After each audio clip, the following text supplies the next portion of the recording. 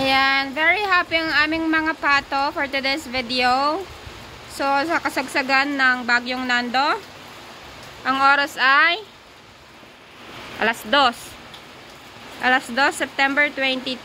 Ayan, medyo tumigil-tigil ang ulan, ang malakas na ulan. Medyo ambon na lang siya ngayon. Ayan, pinakawalan muna namin ang aming mga bibe para sila ay magtampisaw sa baha.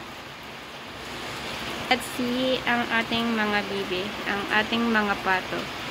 Yan, may dalawang doon. Maliliit. Ito yung mga malalaking pato. Ayan. Anong ginagawa nung dalawa? Nagsasakayan. Ayan. Ayan, tatampisaw sila. Happy yan sila sa mga baha. Kasi mag-swim-swim sila. Ayan. Maghabulan kayo. So, kamusta po sa inyong lugar? Alas 2 na po ngayon. So, ang ulan po ay maghapon na. Kaninang umaga umulan hanggang ngayon. Di wala pa rin pong tigil. Tumigil lang po siya, mga ganyan lang. Hihina, tapos lalakas. Hihina, lalakas. So, meron naman po silang bantay. Hindi naman po sila pupunta sa palayan. Diyan lang po sila sa paligid. And then pupunta na ulit sila sa kulungan nila doon. Mamaya.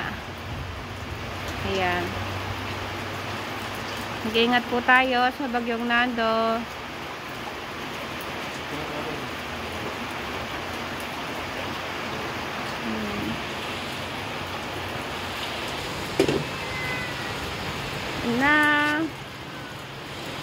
Libot natin ang ating video sa ating paligid. Kamusta ang inyong kapaligiran dyan? Dito po sa amin ay ganito na po siya.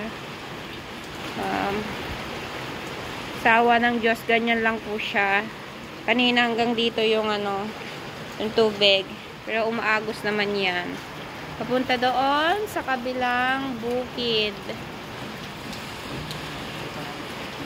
Kung pananin namin, ayan, naligo na sa sa baha. Sana wag silang mamatay. Ayan. Kasi ako naulanan na. Medyo madilim na maliwanag ang ating kalangitan. Ayan. Binbin. Mga pusa natin. Ayan. Lubog tayo sa hindi mo masyadong lubog na lubog. Baha. Kwak, kwak, kwak. Ayan. Ganap sila ng pagkain. Ayan Ayan Ayan, very happy ang mayan. Nararamdaman kong very happy sila. Ayan. Yung bantay nyo, nandun sa likod. Paano? Dade, punta na sila dun sa Napunta na sila dun sa palayan,